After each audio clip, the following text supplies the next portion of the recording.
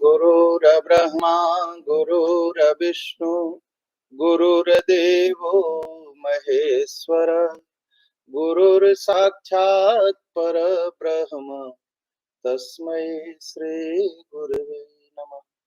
तस्मै श्री गुरुवे नमः। ओम गुरुभ्यो नमः। गुरुचरण कमलेभ्यो नमः।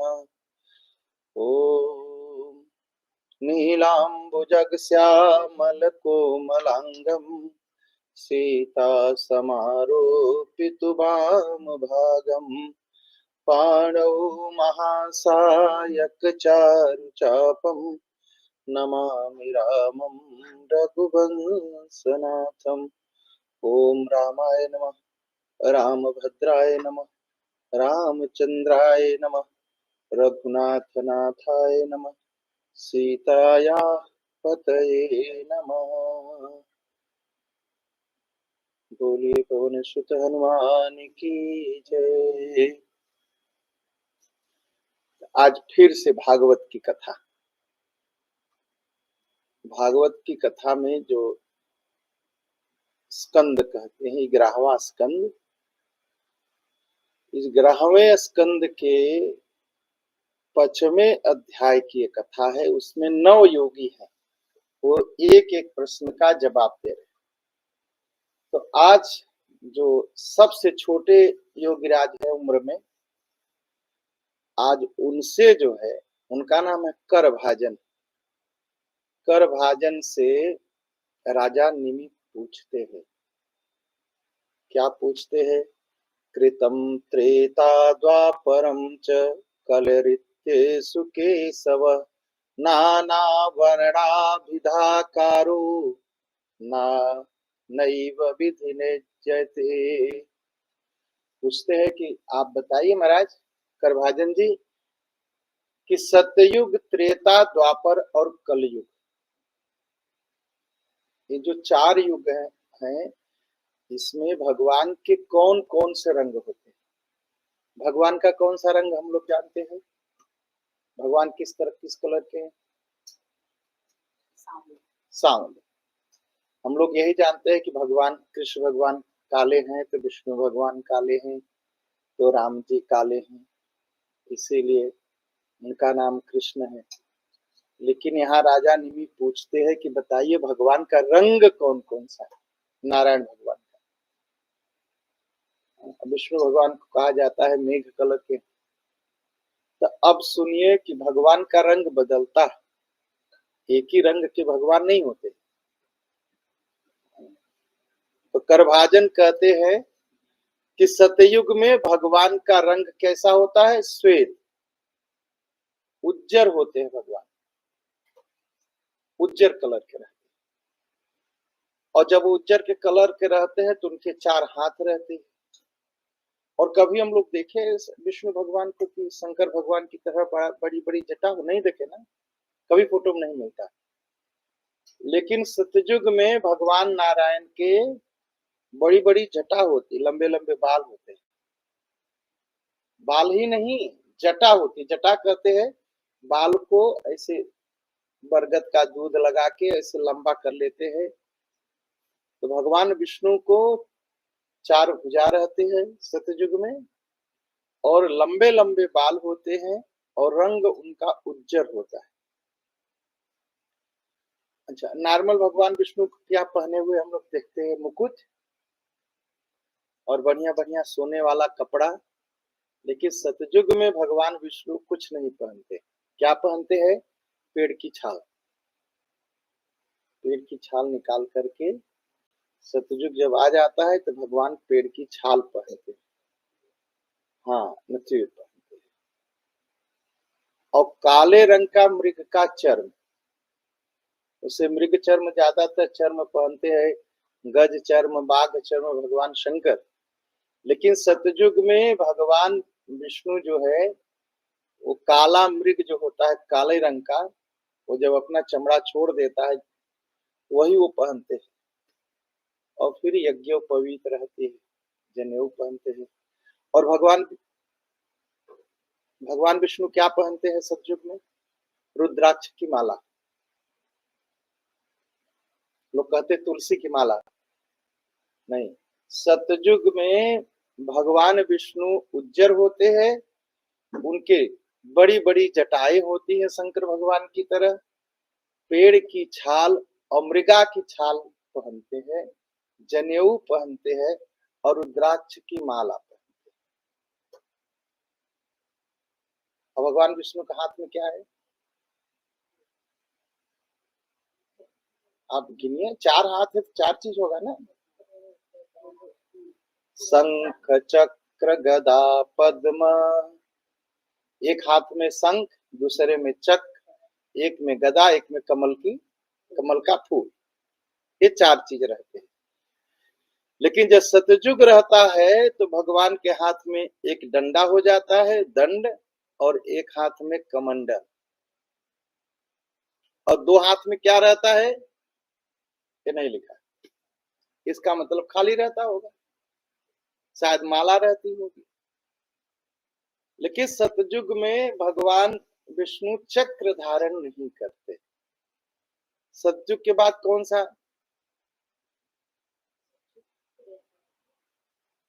हाँ, सतयुग के बाद त्रेता आता है। लेकिन सतयुग में लोग कैसे रहते हैं? मनुष्यास्तु सदा शांता निरवैरा सुहृदः समा यजन्ति तपसा देवम समेन च दमेन च। आजकल एक बहुत मुश्किल हो गई। मुश्किल क्या होगी? चाहे राम जी की कथा हो, चाहे कृष्ण जी की कथा हो, नाचते बहुत है। और व्यास जी नचाने में इतना व्यस्त हो जाते हैं कि कथा हो नहीं पाती, वो 3 घंटा कथा में बीत जाता है। इसलिए शास्त्र को बहुत ध्यान से सुनना चाहिए और सुनाना भी चाहिए जो उसमें लिखा है। नहीं तो 1 घंटा राधे राधे राधे राधे राधे राधे राधे राधे राधे, अरे अच्छी बात है, भगवान का नाम लेना ही चाहिए जितना भी हो सके, लेकिन कथा में जो लिखा है उसको भी कहना चाहिए। सतयुग में अब बताते हैं करभाजन कि सतयुग में लोग कैसे होते थे। मनुष्यास्तु, अब तो भगवान का बता दिया भगवान कैसे थे, मनुष्य कैसे होते थे। मनुष्यास्तु सदा, मनुष्यास्तु तदा शांता निरवैराः सुहृदः समा यजन्ति तपसा देवम समेन च दमेन च। सतयुग में लोग शांत होते थे, और जब सतयुग आएगा तो लोग शांत हो जाएंगे। परस्पर आपस में निर्वैरा, कोई झगड़ा नहीं रहता, सब एक दूसरे का भला देखते थे और सब एक दूसरे को समान मानते, कोई छोटा नहीं, कोई बड़ा नहीं, कोई, और सबका मन और इंद्रिय बस में रहता था। भगवान का ध्यान करते थे, भगवान के लिए तपस्या, ध्यान रूप तपस्या करते, ध्यान रूप तपस्या, बैठ के भगवान का ध्यान करते और भगवान की पूजा करते। और भगवान के नाम हंस, सुपर्णो, बैकुंठो, ये सब भगवान के नाम होते हैं सतयुग में। हंस, सुपर्णो, बैकुंठो, धर्मो, योगेश्वरो, अमलः, ईश्वरः, पुरुषो अव्यक्तः, परमात्मेति गीयते। इन सब नामों को, ये सब भगवान के नाम है, इन्हीं सब नामों का कीर्तन करते थे। हंस, सुपर्ण, वैकुंठ, धर्म, योगेश्वर, अमल, ईश्वर, पुरुष, अव्यक्त, परमात्मा, ये सब भगवान के नाम और गुण की लीला गाते थे, कहते थे। अच्छा, सतयुग के बाद कौन सा आया? त्रेता। एक के बाद 2 आता है, एक के बाद 3 आता है।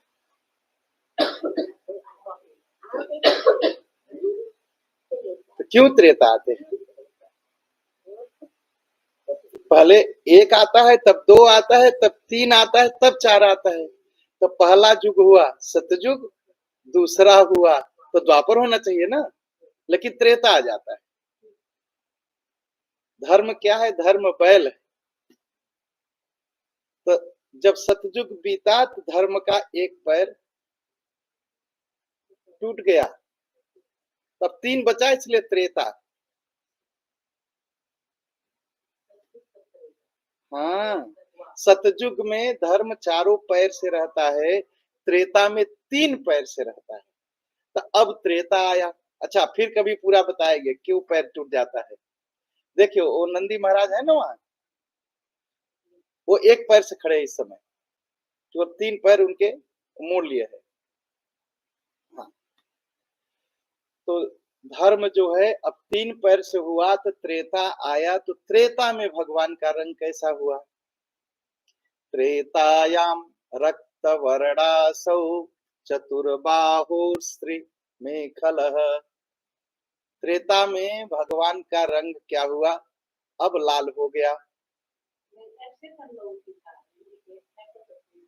हाँ, अभी बात करेंगे उसके, लोकी कहा आएंगे अभी। त्रेता में भगवान का जो रंग है वो लाल हो जाता है, लेकिन भगवान को चार हाथ रहते हैं और भगवान कमर में मेखला बांधते हैं। मेखला क्या है? कुसा घास के ऐसे रस्सी बना के मेखला बांधते हैं, मेखला धारण करते हैं। अच्छा, सतयुग में भगवान का बाल कैसा था? जटा। और अब भगवान का बाल हो गया सुनहला, सोने जैसा,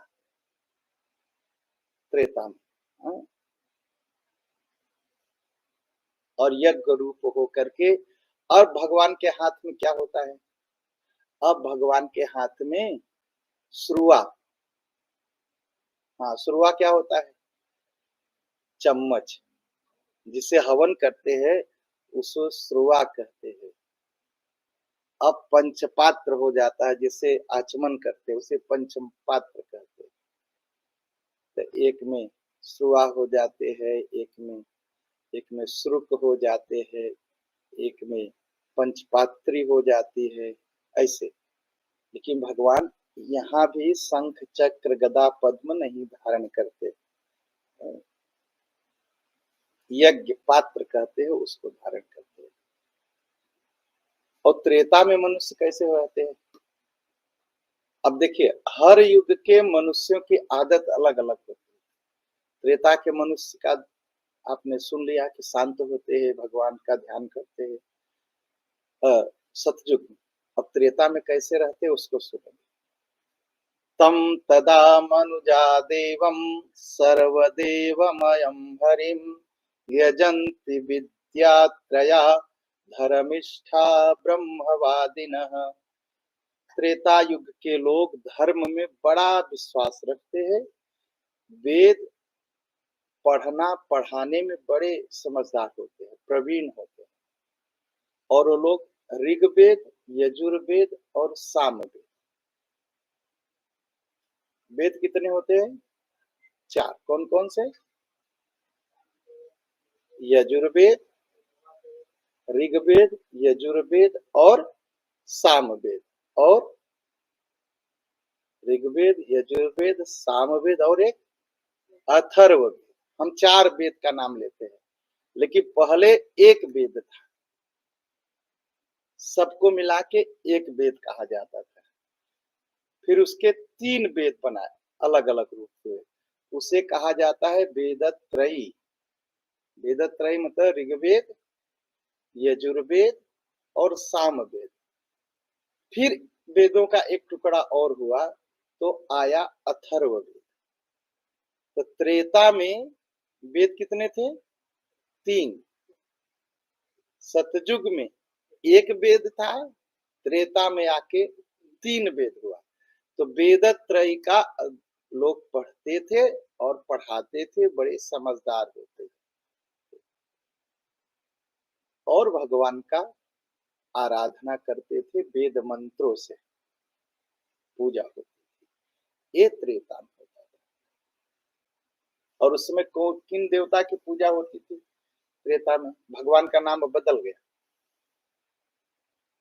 अब भगवान का नाम हो गया विष्णुर यज्ञ कृष्णगर्भ सर्वदेव उरुक्रमः वृषाकर्पिर्जयन्तश्च उरुगाय इति रीयते।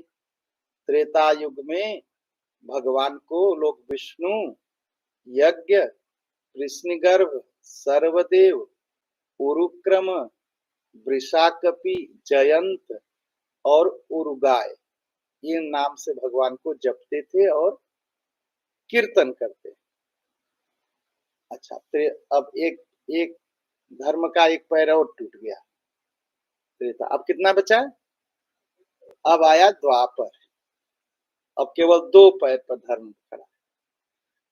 द्वापरे भगवत क्षयामः पीतवासा निजायुध श्रीवत्सादि भिरंकैश्च लक्षणै रूपलक्षितः। कहा राजन सुनिए, द्वापर युग में भगवान के जो शरीर का रंग है अब सांवला हो गया, थोड़ा सा लाल से। अच्छा, लाल जब खूब गाढ़ा कर देंगे तो सांवला हो जाएगा ना। तो भगवान का रंग द्वापर में सांवला हो गया और भगवान पीतांबर पहनने लगे। मेखला पहनते थे, अब भगवान कपड़े का पीला कपड़ा पीतांबरी पहनने लगे। और हाथ में क्या आ गया? शंख, चक्र, गदा, अब फूल आ गया, पद्म आ गया। और छाती पर क्या हुआ? श्रीवत्स चिन्ह, भृगुलता, कौस्तुभ, हाँ, अब ये सब पहनने लगे। भगवान विष्णु के छाती पर भृगु महाराज के लात, पैर लात नहीं खाने थे, चरण का निशान, पैर का निशान। कहानी जानते हैं आप लोग ना, क्यों क्यों पैर का निशान है? हाँ, वो बार बार भगवान को जपते थे, बुलाते थे, भगवान नहीं सुनते थे। एक दिन भृगु महाराज गुस्सा में गए तो भगवान सो रहे थे और लक्ष्मी जी पैर दबा रही थी। कहे दुनिया में मैं इतना बुलाता हूँ, आप सुनते नहीं, एक पैर से बस छाती में मारे। जब मारे तो भगवान उठ के बस पैर पकड़ लिए। कहे महाराज आपके पैर को चोट तो नहीं लगी? कहे क्यों? कहे मेरा हृदय पत्थर का और आपके ब्राह्मण का पैर कोमल कोमल, तो ब्राह्मण के पैर में तो चोट लग गई होगी। अब भृगु महाराज चुप हो गए। भृगु महाराज चुप हो गए तो लक्ष्मी जी से नहीं बर्दाश्त हुआ। मेरे सामने और मेरे पति को पंडित जी आके पैर मार दिए, श्राप दे दिया। कहा आज के बाद जितने पंडित है चाहे जितना दक्षिणा पाएंगे, खाने से ज्यादा नहीं होगा उनके पास। वो भी गुस्सा आ गए, कहे तुम श्राप देती हो, हम ऐसी किताब बनाऊंगा, बुक बनाऊंगा, पुस्तक, उसको जो पंडित पढ़ेगा उसके पास पैसे की कमी ही नहीं रहेगी। तो उन्होंने भृगु संहिता बनाई। भृगु संहिता, उसमें दुनिया भर के सब आदमी का भाग्य लिख दिया। हाँ, भृगु संहिता। अब ये सब भाई, भगवान डायमंड पहनते हैं, फूल पहनते हैं। अब इससे भगवान अब इस तरह सजने लगे द्वापर में।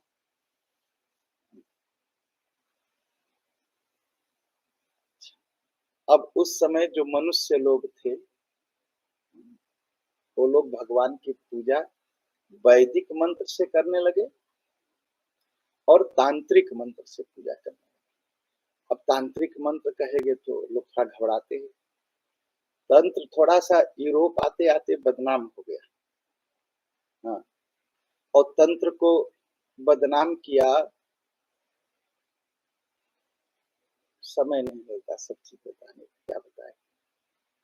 महात्मा बुद्ध के लोगों ने तंत्र बदनाम हुआ बुद्ध लोगों के नाते।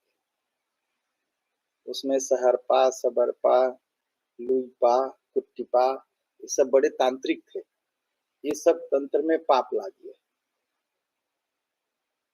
तो जो बौद्ध मठ होते थे, इसमें सब वो तांत्रिक क्रिया करते थे, सब पाप कर्म करते थे, वहां से तंत्र बदनाम हुआ। नहीं तो द्वापर में भगवान की पूजा तांत्रिक मंत्रों से होती थी और वैदिक मंत्रों से होती थी।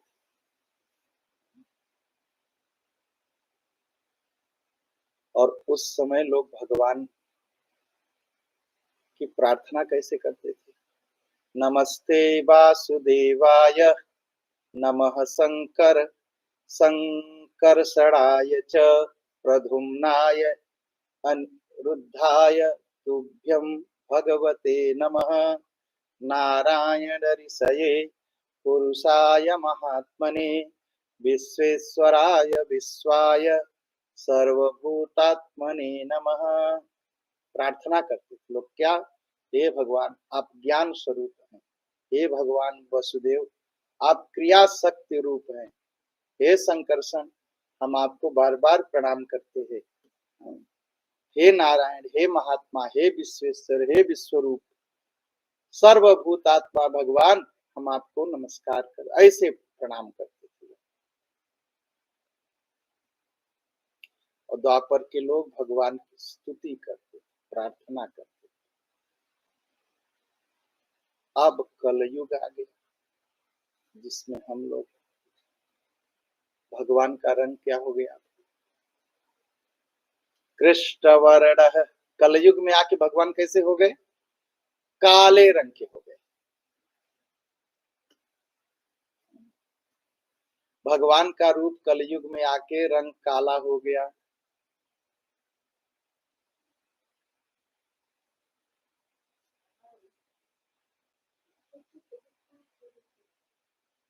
भगवान का रंग काला क्यों है? भगवान से पूछा गया, भगवान काला क्यों है?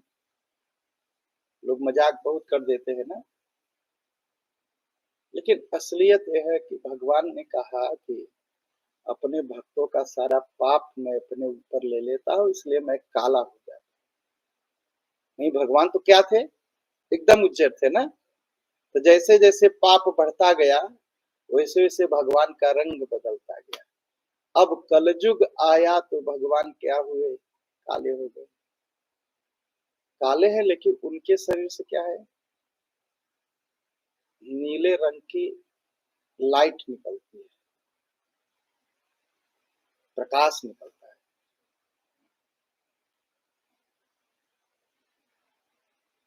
और तमाम तरह के गहने पर पहनते भगवान कलयुग में। कौस्तुभ, उपांग, सुदर्शन चक्र, सुदर्शन, अस्त्र, सुनंद और प्रभृत, ये चार भगवान के आसपास रहते हैं। कौन कौन रहते हैं कलयुग में? सुदर्शन, अस्त्र, सुनंद और प्रभृत। भगवान विष्णु के पास एक पार्षद है। पार्षद है मतलब पार्लिया, प्राइम मिनिस्टर के पास मिनिस्टर लोग रहते ना, आप एक काम करोगे, तो भगवान को ऐसे चार पार्षद रहते। और कलयुग में सभी लोग भगवान की पूजा नहीं करते। कौन करते हैं? जो बहुत बुद्धि संपन्न है, श्रेष्ठ बुद्धि संपन्न, वो पुरुष भगवान, वो लोग भगवान की आराधना के लिए यज्ञ करते हैं। कौन सा यज्ञ करते हैं? एक है नाम यज्ञ, जप यज्ञ, गुरु दीक्षा लेके अपना जप कर। दूसरा है भगवान के गुण गाते हैं या सुनते हैं, और भगवान के किसी नाम का कीर्तन करते हैं।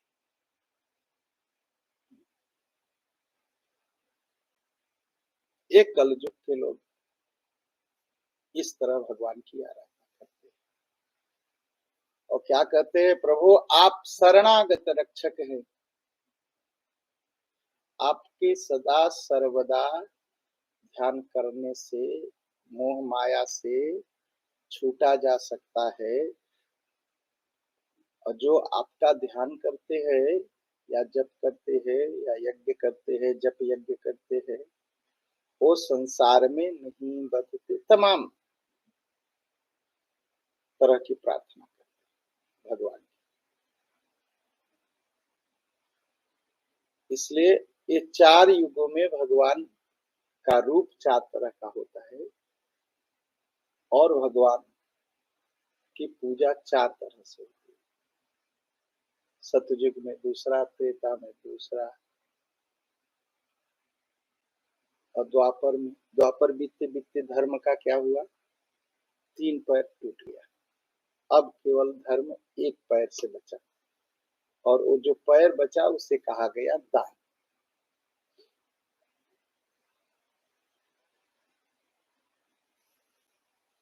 तो करभाजन जी कहते हैं, राजन जो लोग भगवान की पूजा करते हैं, आराधना करते हैं, इस कलयुग में नाम रूपों के द्वारा भगवान की पूजा करते, इसलिए कलयुग में नाम जप का बहुत महत्व।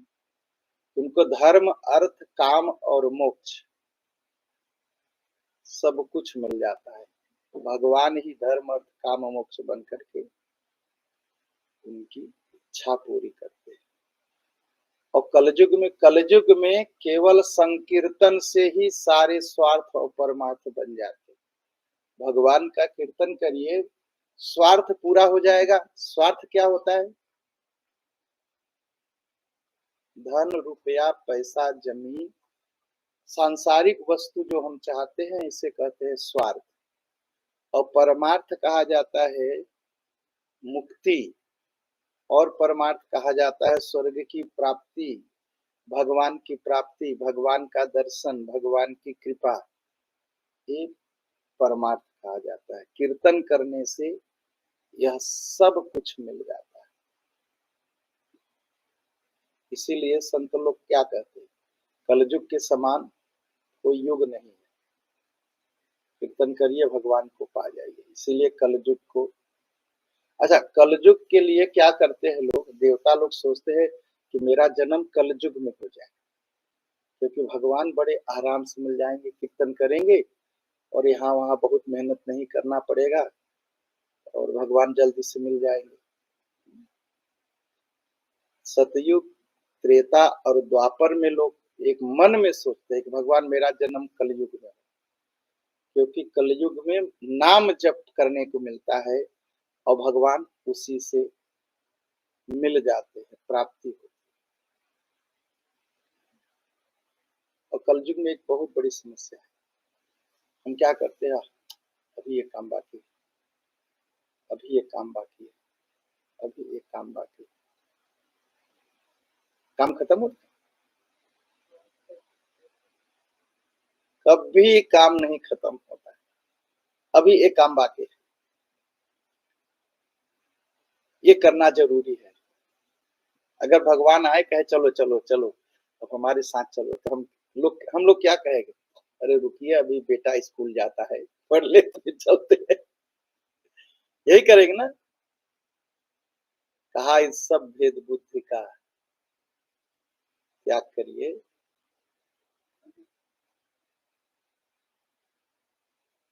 और जो लोग कलयुग में भगवान की शरण में आ गए, कीर्तन कर लिए, उनके पितृ लोग कर जाते हैं, और जो कर्जा है वो समाप्त हो जाता है। कर्जा कौन कौन कौन सा कर्जा है,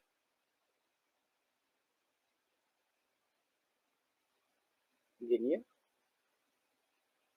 पितृ ऋण, माता पिता का कर्जा, आजा पुरखा का कर्जा। वो कर्जा कब खत्म होता है,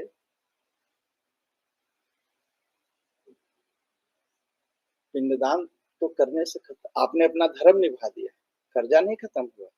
कर्जा तब खत्म होगा जब बच्चे हो गए, मतलब अब आप बच्चे हो गए, अब आप हम शरीर छोड़ेंगे तो बच्चे आगे करेंगे, उसे कहते हैं पितृ ऋण खत्म हो गया।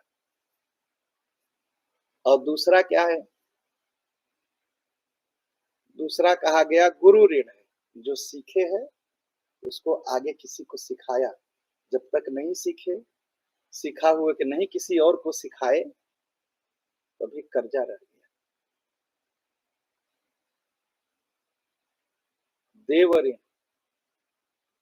देवता हमें बहुत कुछ देते हैं, बहुत कुछ देते हैं देवता। और जो कुछ देवता हमको दिए हैं उसको संभाल के रखना, उसको आगे देना, ये सब। तो जो लोग हैं ये सब जो कीर्तन करते हैं कल युग में, उन सारे ऋणों से मुक्ति मिल जाती है। देव। तो इस तरह यह कथा कहाँ हो रही है? राजा निमि के घर पर। और राजा निमि के घर पर 9 योगीश्वर हैं और 9 तरह के सवाल करते हैं राजा। और एक एक योगेश्वर एक एक उनके जो प्रश्न है, सवाल है, उसका जवाब देते हैं।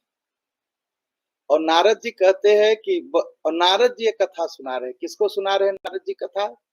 नारद जी कथा सुना रहे हैं वसुदेव जी को। और वसुदेव जी कौन है? भगवान कृष्ण के बाप हैं, पिताजी। उनको ये कथा सुना रहे। उनसे कह रहे हैं कि वसुदेव जी, राजा निमि ने यह कथा सुनी और भागवत धर्म का पालन किया और अपने हृदय को शुद्ध किया और उनको मुक्ति मिल गई। इस तरह जो कथा सुनते हैं, राम राम, आइए आइए, जो कथा सुनते हैं वो भागवत धर्म का पालन करते हैं और उनको फिर मुक्ति मिल जाती है।